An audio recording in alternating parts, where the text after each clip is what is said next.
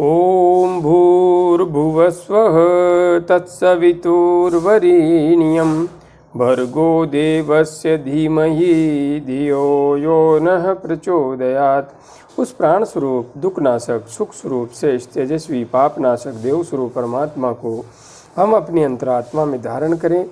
वह परमात्मा हमारी बुद्धि को सतमार्ग की ओर प्रेरित करे। भाइयों बहनों, जय श्री राम, जय गुरुदेव, जय माँ आदि शक्ति। आप सभी भाइयों बहनों की साधना से संबंधित जिज्ञासाओं का समाधान करते हुए मैं आज एक अत्यंत महत्वपूर्ण आत्म अनुभव को सम्मिलित कर रहा हूँ।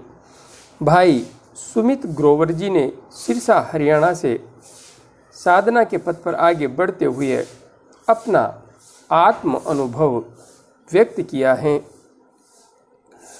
लिख रहे हैं, गुरुदेव आपके चरणों में प्रणाम। सुमित जी खुश रहिए, माँ की कृपा हमेशा आप पर ऐसे ही बनी रहे। गुरुदेव कुछ अनुभव साझा कर रहा हूँ, कृपया मार्गदर्शन करें। गुरुजी अब ध्यान में मन शांत होने लगा है, पहले से कुछ अधिक। आजकल मेरे गले और गर्दन पर क्रिया चल रही है।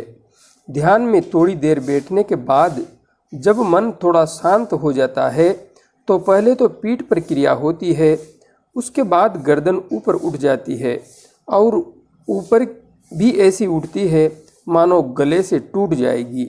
मतलब आंखें आसमान की तरफ होती है और गर्दन मानो पीछे की ओर धकेली जा रही है। ऐसा कुछ देर होता है और कई बार मेरी ठुड्डी सीने से चिपक जाती है और फिर कंठ ऊपर नीचे होने लगता है।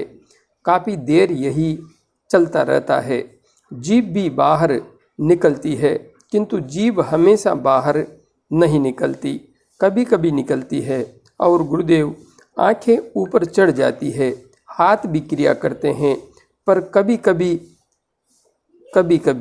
कल तो ऐसा हुआ कि मेरा शरीर सांप की भांति हिलोरे खाने लगा और यह इतना तेज हो रहा था कि ऐसा लगा जैसे कि अब तो मेरा 1% भी मेरे शरीर पर कंट्रोल नहीं है।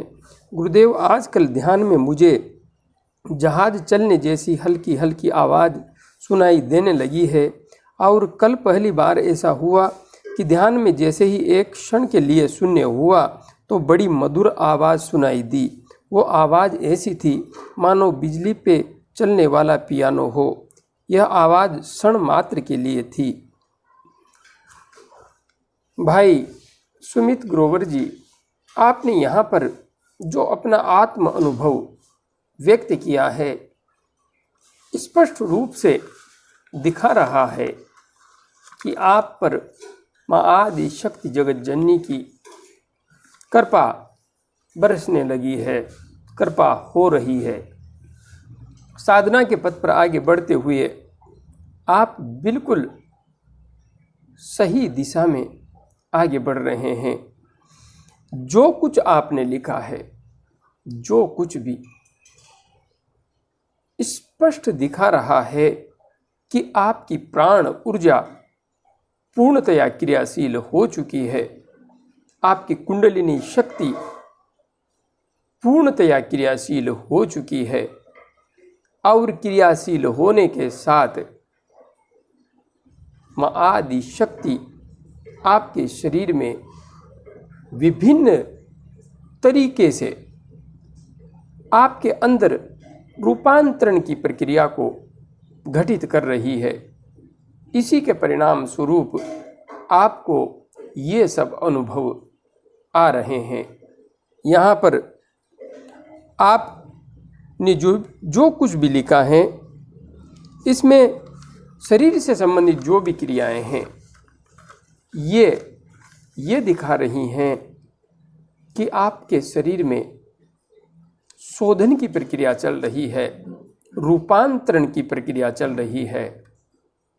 जब हमारी प्राण शक्ति जागृत होती है और यह सुषुम्ना मार्ग से ऊर्ध्वगामी होती है तो माँ आदि शक्ति हमारे अंतस्थ में वहाँ पर क्रिया करती है जहाँ पर क्रिया करना आवश्यक होता है। और इस क्रिया में विभिन्न प्रकार की गतियाँ होना एक सहज प्रक्रिया हो जाती है। इसलिए आपके साथ जो कुछ भी क्रियाएँ हो रही हैं ध्यान करते हुए, उन्हें सहजता से होने दीजिए।